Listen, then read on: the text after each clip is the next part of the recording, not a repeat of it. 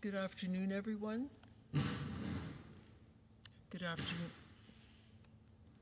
Hello. I don't think it's on. Is it on? No. Just check when you want. Testing, testing.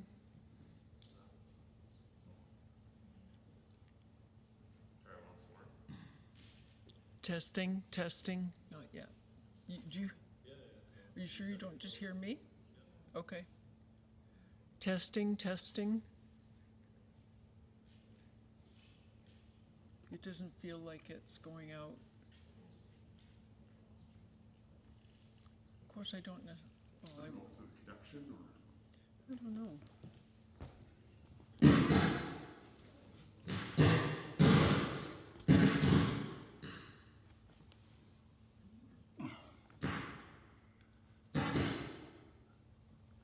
Test, test. Or higher up into your mouth or something like that. Okay.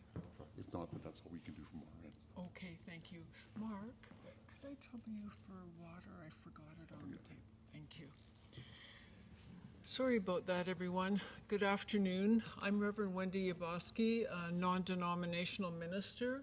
So we're about to begin the service to remember and honor the life of June Ann Sayer, a remarkable woman. So before we do, to make sure that we're keeping our attention here at this meaningful, important time, I would appreciate if you would confirm that your cell phones are off or any electronic device that you have on you is set to silent or vibrate.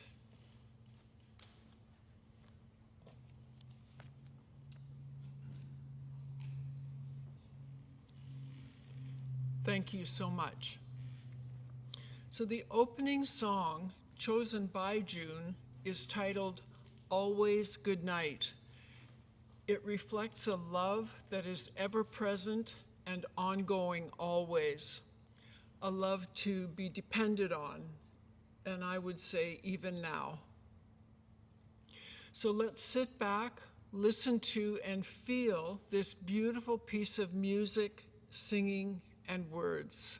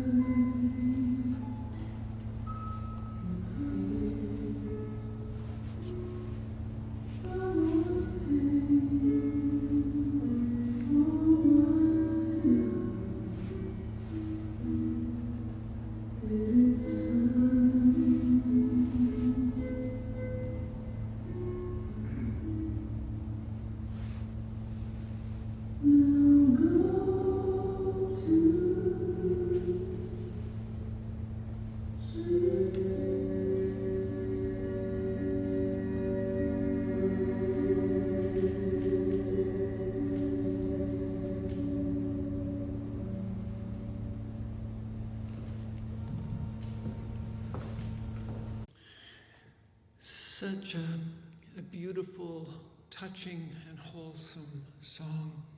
Wow.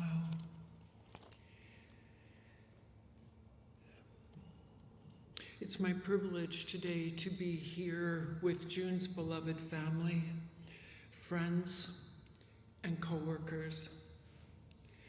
June was gifted to this world 57 years ago and was deeply loved by many over the years she could be with us.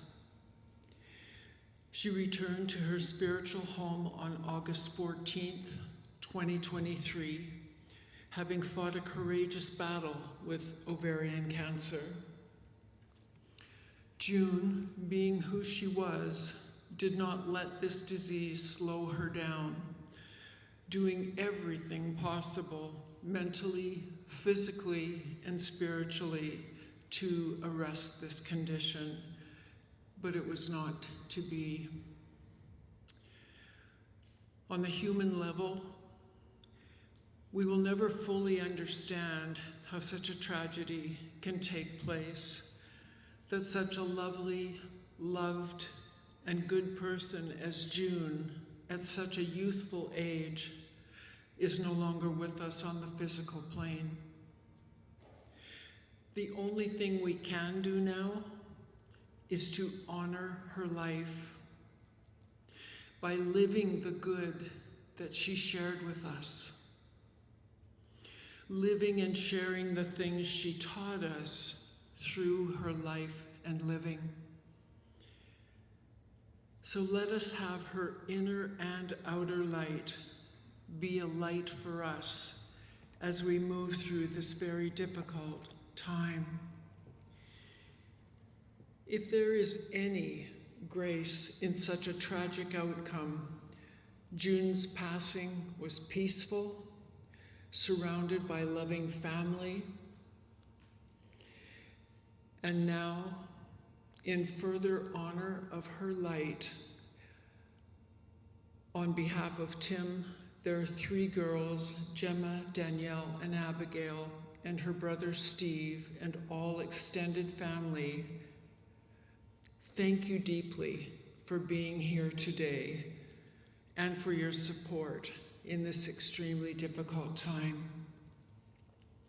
Truly, all grieve the loss of June, everyone here. And as part of the healing process, we are here to share stories of her life and to support each other as we feel all kinds of feelings. And as well as celebrating June's life, we are here to consider with reverence, love, and respect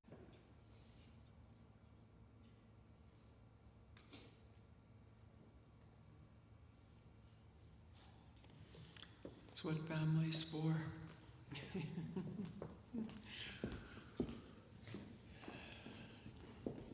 Yeah. So just before we go into the next section, to share with you this symbolism of the candle lighting. The flame is symbolic of the eternal flame of life.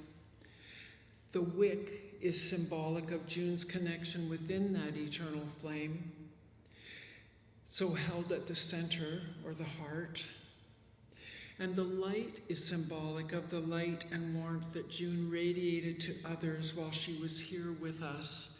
And I believe, and I hope that you believe, that it is a light that will continue to radiate forever. So again, let us carry this light with us in our hearts and minds to help light our own way in all difficulties.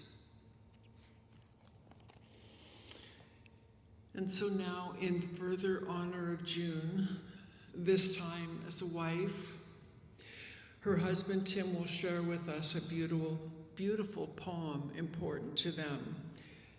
Did you want me to? I'll give it a go. Okay. Okay. Excuse me. Yeah. Thank you very much.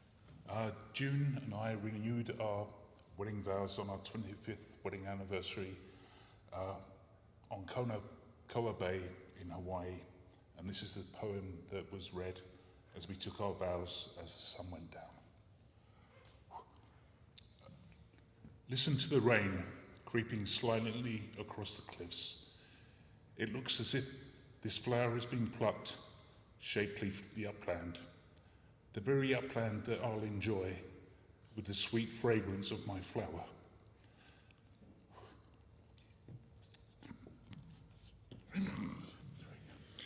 You are a flower, always to wear as a lei, the fragrance of my lily blossom.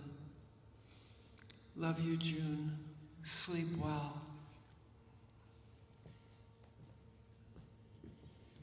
Thank you, Tim.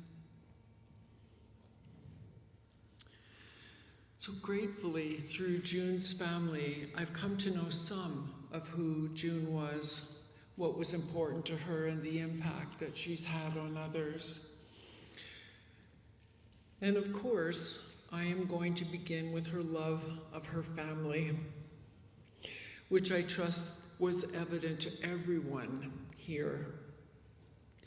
She was most proud of her 3 beautiful girls and raising them. She loved being a grandmother and was a great one. Her family was her jam, her fam jam. Her family was key to her. Her next greatest pride was in completing a 50K ultra-marathon run at the age of 50, an incredible feat. June had always been a physically oriented person, in particular with the family's move to Canada in 2009. She always made time for exercise, which of course is so helpful in supporting mental clarity. Her favorite recreational exercise was outdoors. Her physicality helped her reduce any stress or challenge she was experiencing, whether she was running the trails or working out at the gym. While June would be described as extroverted in her teaching, she could also be described as a social introvert when she didn't know the people there. But she most definitely shone as a physical trainer. Natural to June was not only her physicality, but her great sense of humor. In fact, she was laughing during the final weeks of her life. Laughter was a big part of her life, in particular with her family members. When I met with June's family and was shown pictures of her, I couldn't help but notice that in each one, she had a smile on her face, or an expression of love in some form. Even later on, when she came to experience pain through her health challenges, she had an incredible mindset and was always smiling. Now, getting to know June through her family, I learned she wasn't a collector of things and was not particularly materialistic, but if she had a favorite object, it would be their hummingbird feeder. It was such a great pleasure for her watching the hummingbirds at the feeder. In fact, her family teased her she would reincarnate as a hummingbird. But truly, June's focus was whatever she was drawn to, as she was drawn to it, being very much a free spirit in this regard. She loved nature, the trees, the forest. Her favorite object was as much the trails and the courses she ran and led running groups over, even as the hummingbird feeder. And as well, she walked these trails herself. She so loved it outside. Nature fed her spirituality. Now, June was more spiritual than religious and believed in life ongoing. She was raised with Christian values And when she chose to not continue with attending church, she fully continued to live the values most important to her outside the church as an adult. A value of June's was speaking her truth, including as an advocate for health. If one of her girls was concerned about her health, if there was nothing to be concerned about for June, she would advise them to go with the flow. June was very much about self-reliance, including in raising her girls. A phrase they recalled hearing from their mom was, if you're in an upsetting situation or you find yourself stuck in a rut, you need to be the one to change it. Truly, June was a very supportive person all the way around, always bubbly, caring, motivational, inclusive, until there was an undeniable reason not to include someone. With her positive focus, she wasn't one to accept ongoing negativity from anyone. Of course, there were times when she was down and grindy, like any and all of us, but she was rarely negative, and nor was she down for long. Now, June's mom, Anne, was a role model for June, as she was inclusive, supportive, and thought of others more than herself. And June's Aunt Diane, on her dad's side, was also a role model for June, in this case, for the serene figure she was, gliding through everything. June very much aligned to living like this. The life principles that June lived by were loyalty to her family and friends. And I'd add that I trust those in her fitness classes in what she gave them also. June was without a doubt a giver, with little time for takers, if they had it to give to others, but wouldn't. June's greatest legacy was the mother she was. As well, with her lived health condition is the legacy that she has left of the awareness that everything is temporary, and to keep moving forward with positivity.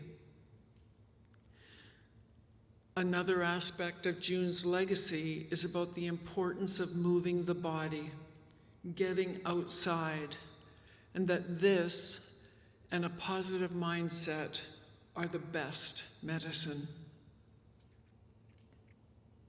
Given June's personal strength and demeanor, many of her friends didn't realize how serious June's state of cancer was. As she continued to send her Monday posts, sending them with the intention to help others who may go through a similar situation and condition. She was a great and consistent advocate for having as much awareness around ovarian cancer as possible. By the time June's time came to pass from this earth, she understood that she had run her race. As can only be imagined, it was such a very difficult time for her. Such an active person was now housebound, and it was very difficult, of course, for her whole family. But June and the family knew she had no regrets. Her perspective was that everything led to the life she had, and it was a life that she loved and valued. Now, one could call it grace, also a strange phenomenon how death and life can be so close, in that when one dies, a baby is born, as was the case in her grandson Roy, now just 3 months old. He was born not long before June passed away. Her main focus toward the end of her life was meeting, holding, and having whatever time she had to get to know him as the precious spirit and being he is, and also Janaea, who's very important to her. All the snuggles she could get helped her to persevere just that little bit longer.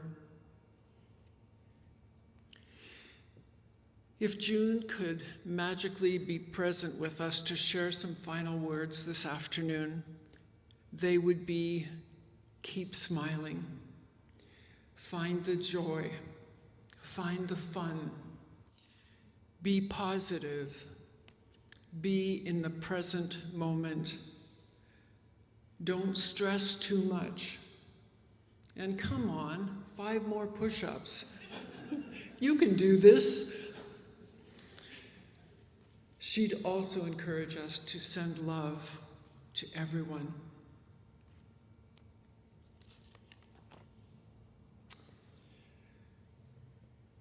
June's family has put together a slideshow with the second song June chose for this time in honoring her. It's Eva Cassidy's Somewhere Over the Rainbow, so let's sit back and remember in pictures and listen together.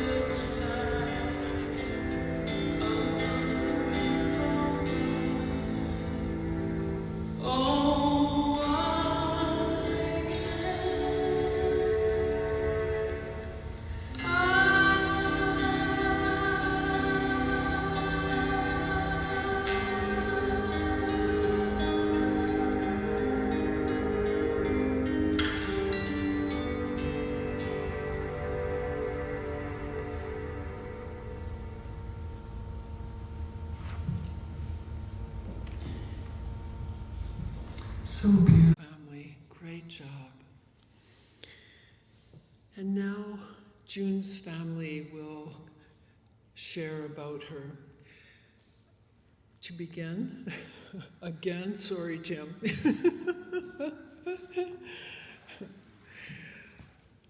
Okay, did you want to start? I'll start.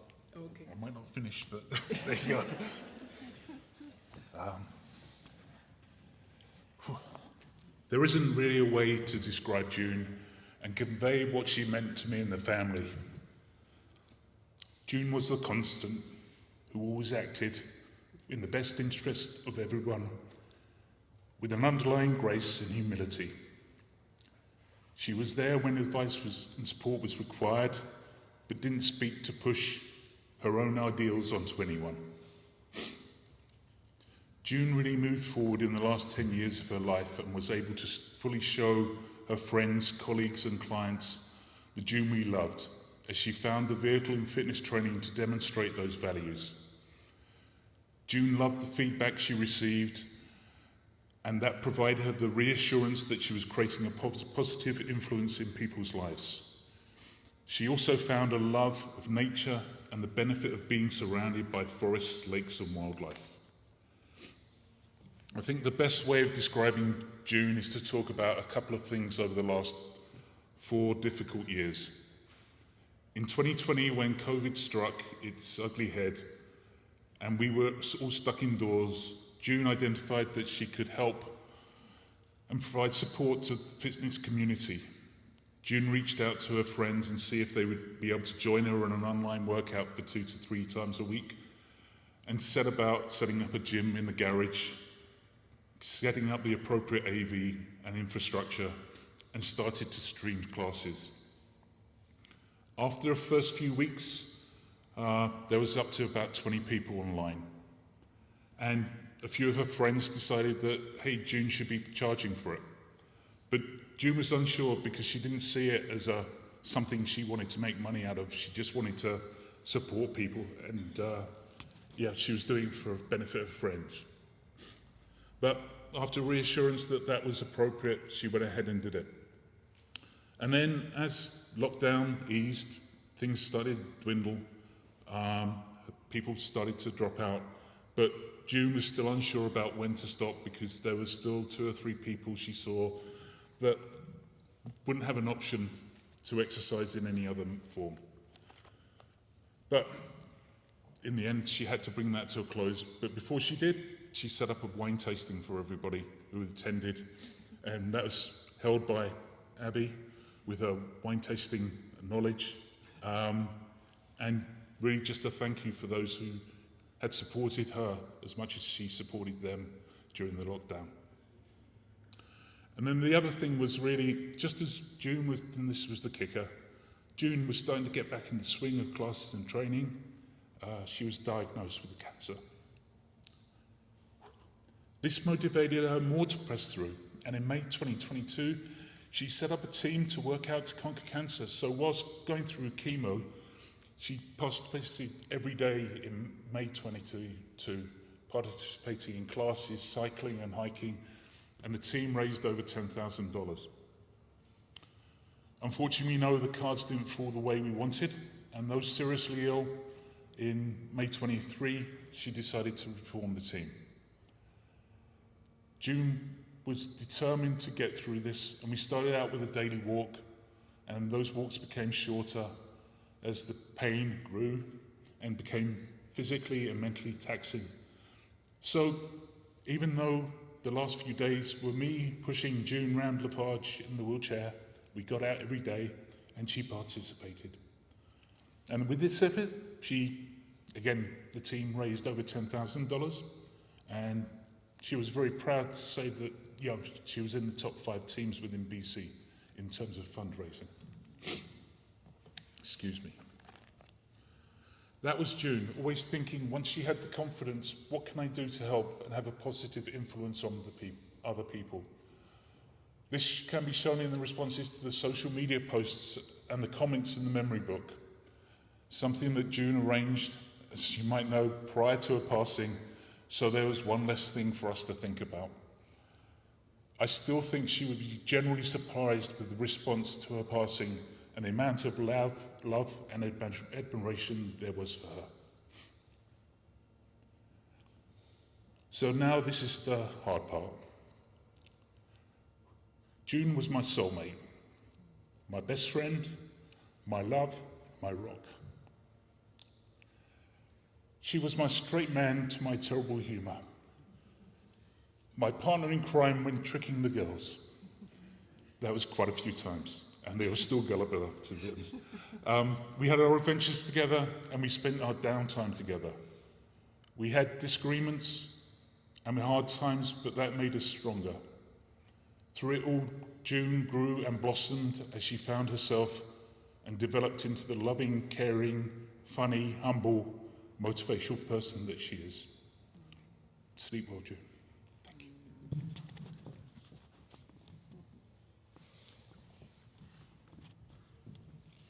Thank you so much, Tim. If I can say, I feel proud of you for doing that, for being able to do that and willing to continue. And I'm also in advance proud of her 3 daughters who are individually going to come forward and share about their mom with us. So first up, I invite Gemma to come forward and speak to us.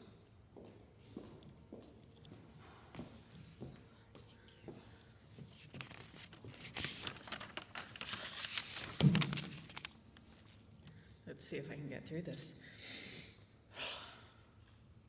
Dear Mom, I'm writing this as a letter because I don't know how to say this in any other way. Although I knew this day would come, and I know that I've had time to prepare this, it's hard to find the words to say other than I miss you. Not just as a person, but your presence. Everyone here knows how bright and outgoing you are. You light up the room when you walk in with your outgoing personality and your contagious laughter. You are inspirational and a motivator, especially when you are doing what you do best, teaching a workout class. I can't even count how many people have said to me, your mom is my favorite trainer throughout the places that you've trained at. We met with Nicole recently and she said that you were a ray of sunshine and referenced that everyone needs a June in their life. And no matter the situation, you are always optimistic. And there was no day that was a bad day for you. That is the type of person you are, and that's the presence I miss. Your warmth. You are so warm and open to those around you. You are always there when we need a shoulder to cry on, no matter how old we were. You always welcome us with open arms and a big hug. It didn't matter what kind of day you were having, you were always there to listen to us, to those who need you. You are always there with advice we were looking for, even if you are brutally honest, and with advice we didn't want to hear, but you said it how it was, and I love you. I love that about you. Your adventure. You were always down for whatever, a vacation, a road trip, or checking out a new place. As much as we love you, I know our family still talks about the hike you made us do in Hawaii. It wasn't a hike, it was climbing up the side of a cliff, but just a casual stroll for you. You were impressed with Cole and his mountain goat-like skills with getting up to the top first, but the truth is, he just really wanted to get it over and done with. When we did a road trip to Calgary, we stopped at any possible viewpoint and lake, which I loved because I finally got to check out Lake Louise at 7 a.m. It didn't matter what time of day it was, you would wake up early or stay up late for an adventure. I know we always spoke about our trip to New York that we were going to do, but the world shut down. So I'll make sure that I will go to New York and I'll bring you with me. Your love. I know you would do anything for anyone in this room and anyone who is streaming online. You have such a big heart and you are so thoughtful. Any holidays or birthdays, you would always go above and beyond to make sure that everyone is celebrated and appreciated. And lastly, your strength. No matter what challenge you faced, you would always attack it with your best. I mean, which person decides that at 50 they're going to do an ultra marathon? not only in physical strength, but your courage, perseverance, and grace that you've displayed throughout life, but more prominently in the last 18 months. Everyone knows that you had your many milestones and you wanted to meet one with meeting your grandson, my son, Roy, and you did that. And then more, because you got to spend his first 2.5 months with him. I hope to have a presence like yours, your warmth, your sense of adventure, your love, and your strength. All I can say is thank you for being the best mum that you are, and I hope to be half the woman that you are one day. And even though you may not be here with us physically, I know you will always be with me. Rest well until we meet again. I love you, Mum.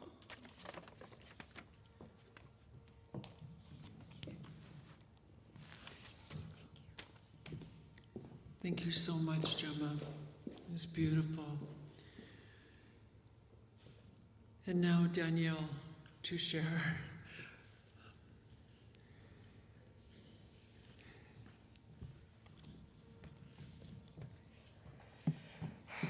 Okay. Mum, I miss you.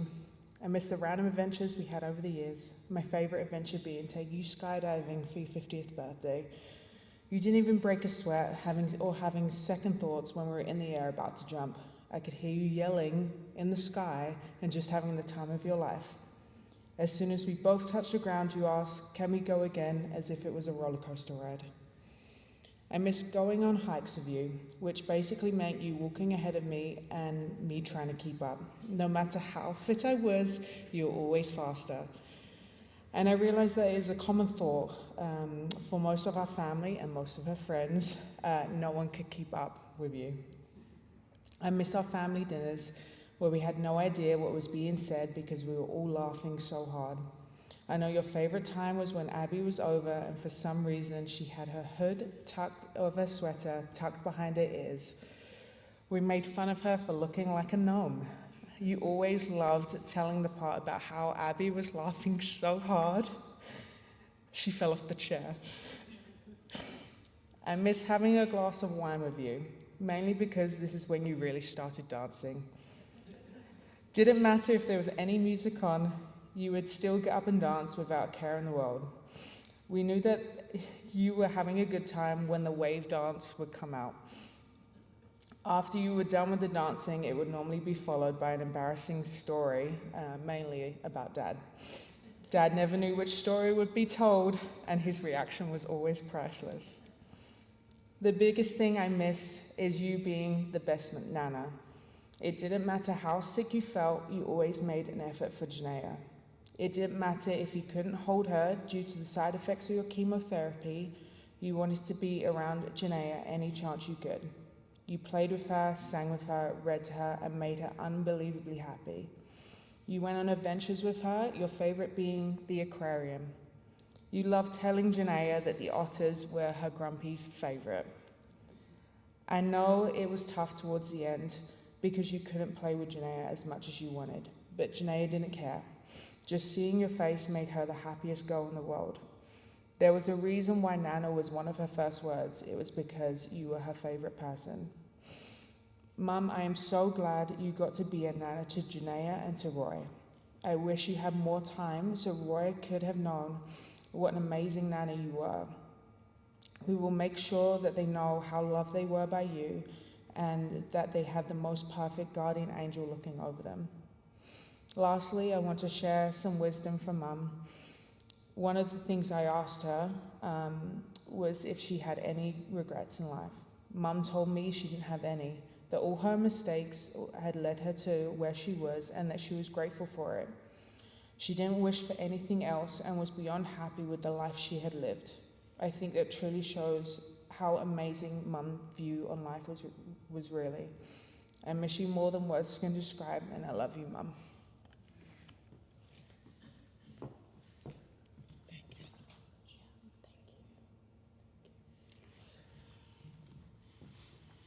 Thank you, Danielle. Touching as well. Oh, gosh. And now, Abigail, to come and share. Thank you, my dear.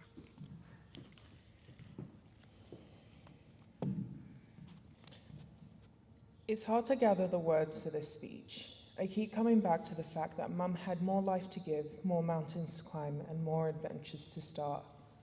Death is one of those confusing moments where we see a loved one taken far too soon. You question if there's anything you could have done or changed to change the outcome or stop the inevitable. The only thing I could hold to at this point is the fact that Mum wouldn't want us to stop laughing or smiling. This fact has made grief a touch more comfortable to live with. I've started to think of all those memories that make me smile or make me laugh. She was a hilarious woman. There are so many fond memories of her, from how she would find any excuse to dance and sing, or how she always wanted to go on new adventures. Her dedication to her family was unmatched. She would always wake up at 4 a.m. to drive me to swim practice in the morning, and always made sure I had breakfast ready in the car afterwards. She is the main reason I had the opportunities I had, like going to 2 Olympic trials. The first Olympic trials I went to was for the 2008 Beijing Games. I had qualified, and then 12 weeks before the competition, broke both my elbows. We both decided I would still go, and I would work hard to get back in the pool to get there. She took me to Sheffield for the competition, and even though I came in last place, she was waiting in the stands and made sure to tell me how proud she was of me. When it came to quitting swimming due to injury, she was the first to say, well, let's not mope around, and took me to the local wine store to have a wine tasting, which seems very on brand for her. In typical Mum fashion, she got chatting with the host and mentioned that I might need a job for the summer, and within a week I was stocking shelves. From then on, I was only wanting to work in wine. She is the reason why I found a career in this area and why I went to work in a restaurant in Calgary, where I soon met my husband, Mackenzie. She was fantastic, and I'm so happy to have spent time with her. Even though she might not be here anymore, her energy is still around us, pushing us to get on to the next adventure, climb the next mountain, and to dance a little bit more.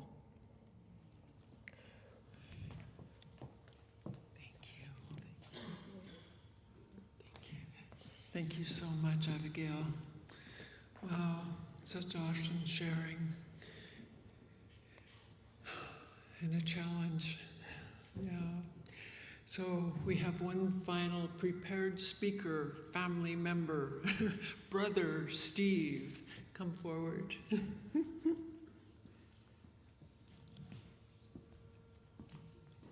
Thank you.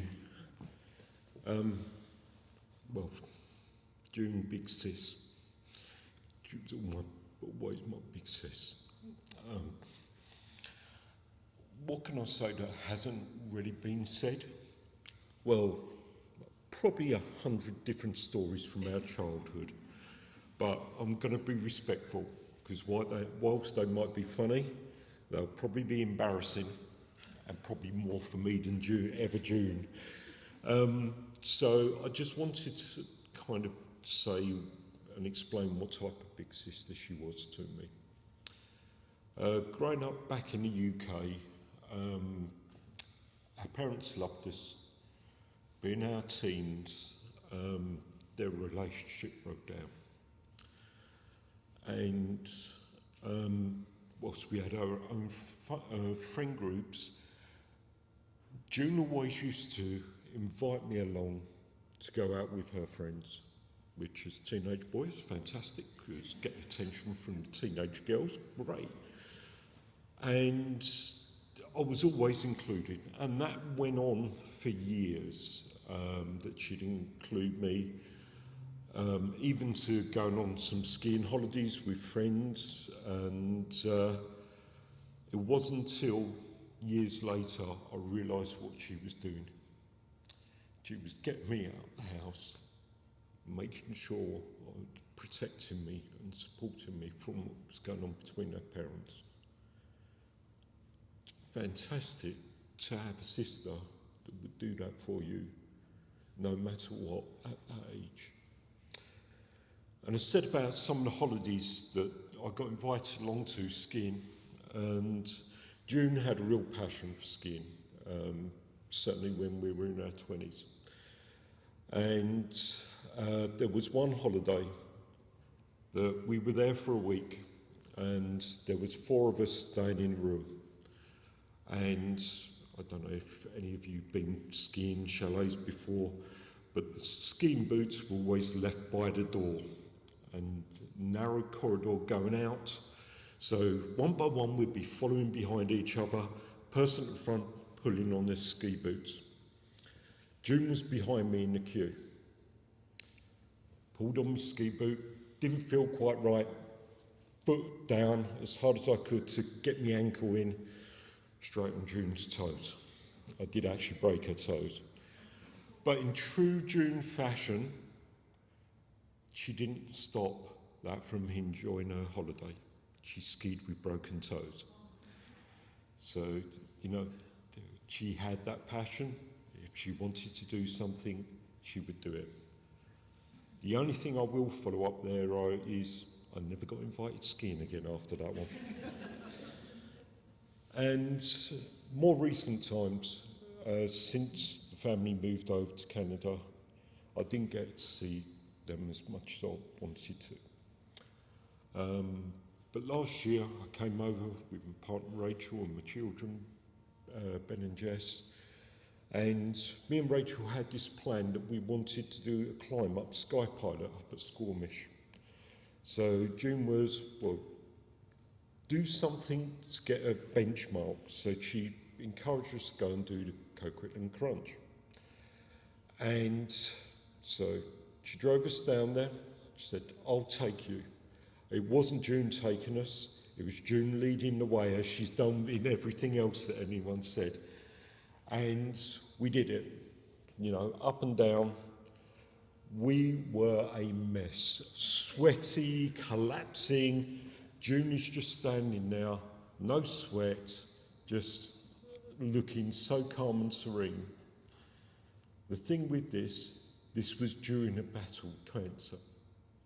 She was just an amazing person because she never let it stop her. And she always encouraged me as a child, me as a brother, as I've become an adult. So I just want to kind of say that, June, you'll always be the best big sister. And I couldn't be more proud. Thank you.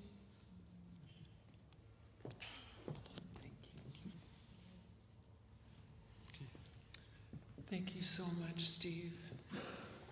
It's really wonderful to hear about June as a sister as well, as a mother and wife. So there may be others of you who have something about June that you'd like to share, and the family welcomes this if you do. So perhaps you have a brief story or a funny memory of knowing June, perhaps one you shared personally or heard and would like to share. So if so, I invite you to come forward and to share it with us now. This is no pressure, it's an opportunity to share if you would like to. Is there anyone who would come forward? All right.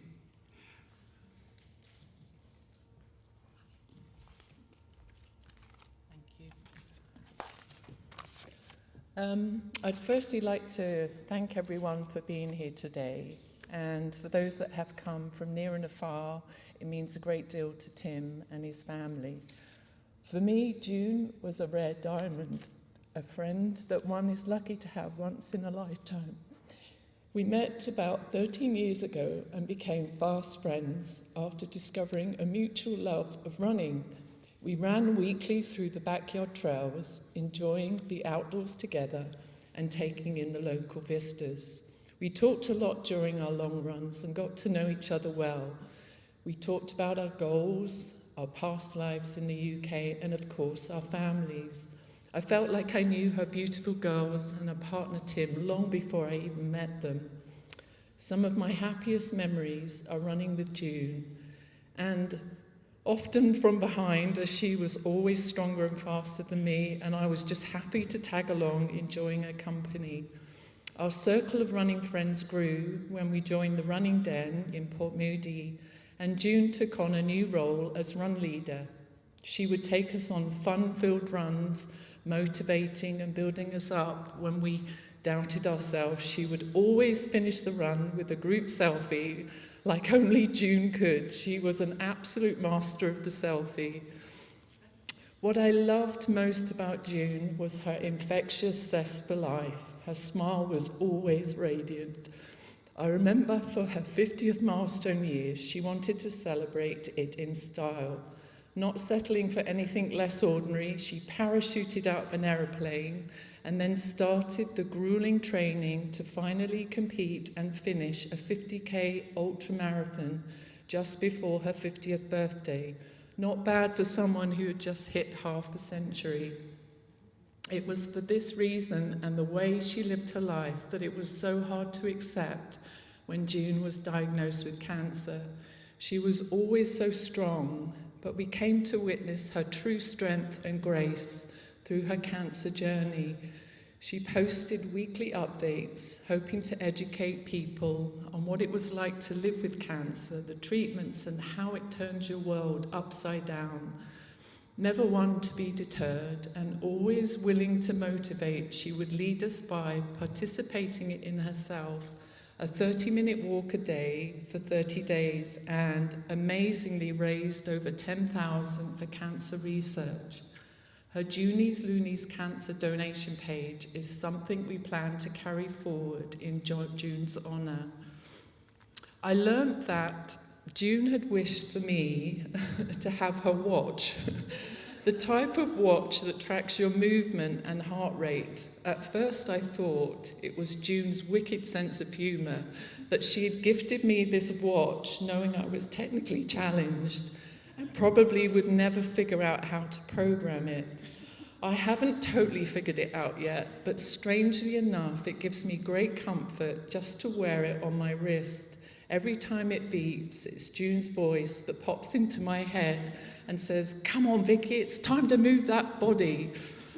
I don't know if it was June's intention for the watch to be such a comfort to me, but I'd like to think so. June made many friends and acquaintances. Her reach stretched far into her community. If you were ever out and about with June, you were guaranteed to bump into at least a couple of people she knew. It wouldn't surprise me at all that June is making fast friends right now on the other side of her rainbow bridge, as she liked to call it, as she is so very easy to love. Thank you. Thank you so much. Thank you. Thank you, Vicky. That was wonderful.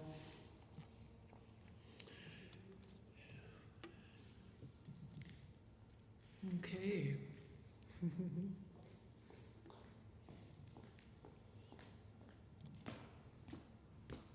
Can you hold that?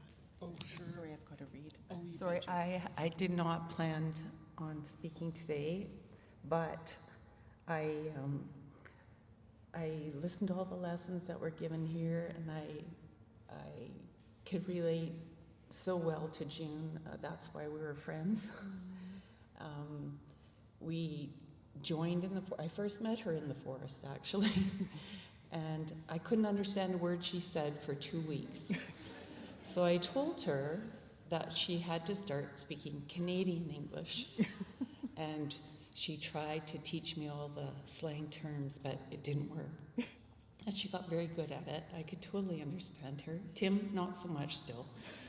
But it worked, and we spent hours and hours, all of us hiking peeps in the forest together. And she did have a great sense of humor, and she did have down days, and it was a therapy session for all us moms raising teenagers, as I'm sure most of you can relate or will relate. But she always came out of it, and she was a very determined person, and she was, like her daughter said, she got on with it, and I think that was a lesson I'll always keep with me. Don't dwell. And there is a poem I'd like to read that I think joins all of us in our hiking and our running, and it's called Breathe, and it's by Becky Helmsley. Sorry, I've got to read it from the phone, and I've got reading glasses, and she sat by the back, and they said she was shy. She led from the front, and they hated her pride. They asked her advice and then questioned her guidance. They branded her loud, then were shocked by her silence. When she shared no ambition, they said she was sad, and she told them sorry, I'm having problems reading it. When she shared no ambition, she said it was sad. She told them her dreams, and they said she was mad. They told her they'd listen, then covered their ears and gave her a hug while they laughed at her fears. She listened to all of it, thinking she should be the girl they told her to be, best as she could. But one day she asked what was best for herself instead of trying to please everyone else. As she walked to the forest and stood with the trees, she heard the wind whisper and dance with the leaves, and she spoke to the willow.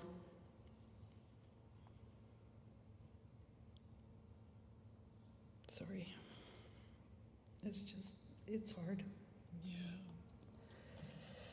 Can you read that this is the hard part. And she spoke to the willow, the elm and the pine, and she told them what she'd been through time after time. She told them she never felt nearly enough. She was either too little or far too much. Too loud or too quiet, too fierce or too weak, too wise or too foolish, too bold or too weak. Then she found a small clearing surrounded by firs, and she stopped and she heard what the trees said to her. And she sat there for hours, not wanting to leave, for the forest said nothing, it just let her breathe. And that just reminds me of her and us and what we shared. Thanks. Thank you so much. And on behalf of all of you as well. It's very heartfelt. Thank you.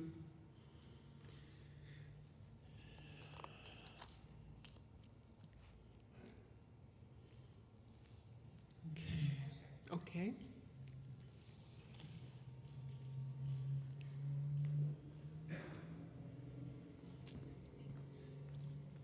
Hello. Oh, it's loud. My name is Jamie, and I just thought I'd come up and say a few words representing June's work, City of Coquitlam. So we've had lots of amazing memories with June teaching for us, and just wanted to share a few funny stories and just share a little bit about how much June meant to us. June taught many classes, many hard classes, and she would shock people with how intense she was. And Nicole and I, our offices were down a corridor that led to this studio. And I have this memory of sitting, working, and hearing people walking into her Friday evening class and overhearing people say, "Oh, that's the instructor?" And then an hour later, hearing them leave, saying, "That was the best class," dripping in sweat. And even I sent my own husband to her class, and he had quite the ego, and he left dripping in sweat. So I love that she had this personal crusade to crush people. It was awesome. A funny story I wanted to share about a time June was in the hospital, and Nicole and I wanted to brighten her day and go and see her, but of course with COVID restrictions we couldn't. So we were filming the adventure, and we really wanted to try and find her from the outside window. And so we were doing a fitness class in the parking lot of the hospital. But the best part was we were doing it to the wrong window. So somebody else was getting our performance. And June didn't see us, but she was dancing anyways. So when we finally linked up and got the right window, we had a pretty fun time. She was in the window and we were in the parking lot dancing and trying to cheer her up, and she was in her gown doing the workout. So yeah, June was very special to our team, and thank you so much for allowing us to be here and hearing all the lovely stories. And we will deeply, deeply miss her on our team. And yeah, thank you. Thank you so much. That was absolutely fabulous. Okay.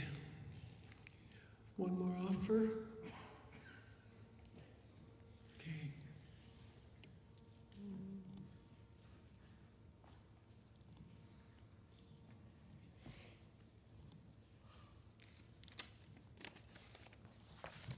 I had absolutely no intention of standing here today.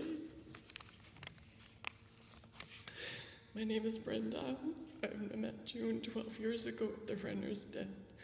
I don't like to cry in front of people, but I was talking to Vicki yesterday, and being with June and witnessing her openness and vulnerability during her time of cancer, and sharing her journey with us, and listening to bringing all of her lessons forward, I felt that it was the least that I could do to come here and share just a little bit of who this amazing person was to me. So I will stand here being the ugly crier and share what this person was to me.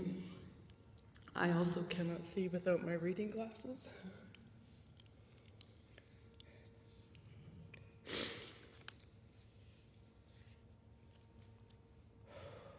I met June, as I said, 12 years ago at the Renner's Den. Her leadership style advanced everyone in our group, no matter what stage we were at in our running journey. This is where I met Vicki as well. Being able to meet the needs of many is no surprise to all of us that are here today. She has been a big part of my life ever since and is a very treasured friend. I tried to explain to a colleague who June was to me and to so many others, and there was not enough time, as there were so many things that she was to so many people. For me and my family's culture, there is a light that lives inside of us, and I heard today the light that June was and is still. Her light was so bright, it shone on everything she did and everyone she touched. When I learned of June's passing, I was incredibly sad, as I missed her light. The world seemed less sparkly without her. I miss everything about her. Her laughter, her funny looks, her adventurous spirit, her ability to lead, to listen and encourage myself and others, but mostly I miss witnessing her love for her family and the joy in her eyes when she spoke about them. There is a poem called The Dash, which states, the dash represents the time they were alive on this earth. And those who love June knows what this little line means. As the weeks passed and we all mourned for our dear friend, wife, sister, mother, grandmother, auntie, coach, or mentor, I now see her light shining brightly all around me.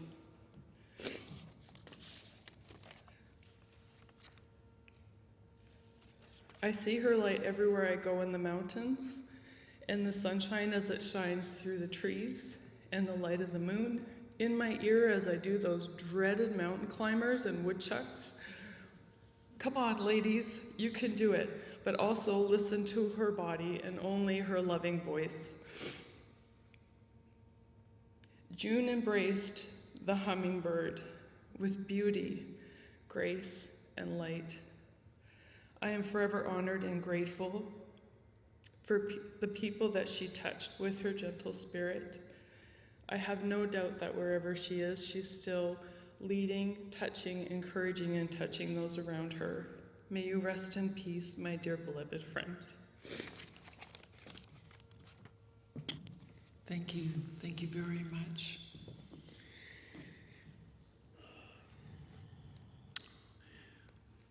All right.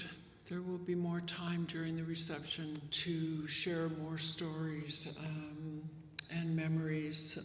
So I will move on now. To conclude the sharing about June, the family has chosen a beautiful Indigenous reading, A Thousand Winds, that you'll really relate to, and many of you will. It speaks to the truth of June beyond her physical body that so many of us interacted with throughout her life. I believe that with June's love of nature and the outdoors, this reading is particularly poignant, and that she would want its thought to be with you now and ongoing. And it says, I give you this one thought to keep. I am with you still. I do not sleep. I am 1,000 winds that blow. I am the diamond glints on snow. I'm the sunlight on earth's terrain. I am the gentle autumn rain.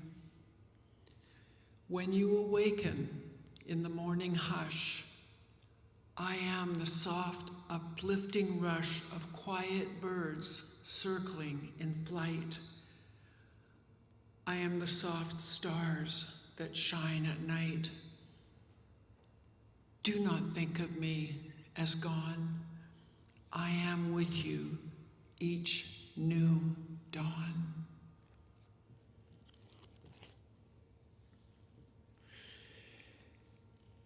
When a loved one passes away, it can cause us to look at what we believe about God, the meaning of life, and what is important, whether or not we believe we have a one-time life or an ongoing life. Immortality seems to be an accepted truth to most, and yet the fact that we will not be able to touch or interact with the form of June again is so very sad.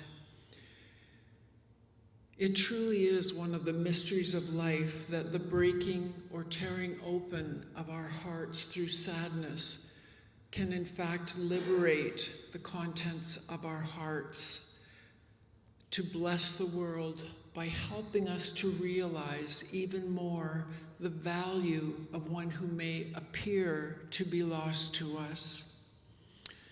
So regardless of what we choose to believe and or what comes to be true, I suggest that what is most important is how we live the life we have.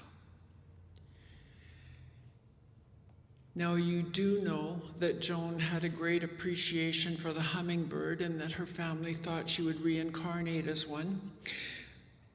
I decided that I would look up the symbolism on Google, and I found multiple positive symbolisms for it: joy, good fortune, and resilience.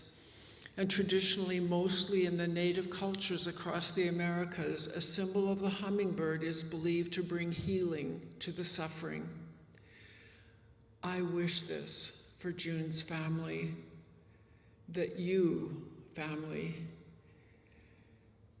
will often see hummingbirds that gift you a sense of her presence and all the good that not only her body, but her spirit will continue to give you, even now.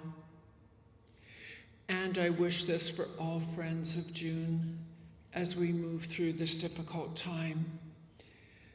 June's soul was fed by her family and also by her far-reaching ability to be happy in the now, living in the present moment, the gratifying activities she chose and loved doing, as well as the love she lived and that was returned to her, helped to feed her soul. So as we move to the close of this time of remembering and honoring June's life, love, and impact, The family invites everyone here to join with them in sharing refreshments after the closing song. And I encourage you again to continue further sharing your memories and stories of June with the family and with each other, for this too is a part of the healing beginnings for all. So again, thank you everyone for being here, supporting the family, honoring June. And a note that there will be a celebration of life gathering sometime in October. The details will be shared when they are confirmed. So just before the closing song, very quickly, just a final note that when the song is complete, I will lead the family into the reception area at the back and give them just a few moments to catch their breath, and then I will ask you to join with them. So now, a song June loved, Hold On, sung by Wilson Phillips. Blessings, everyone.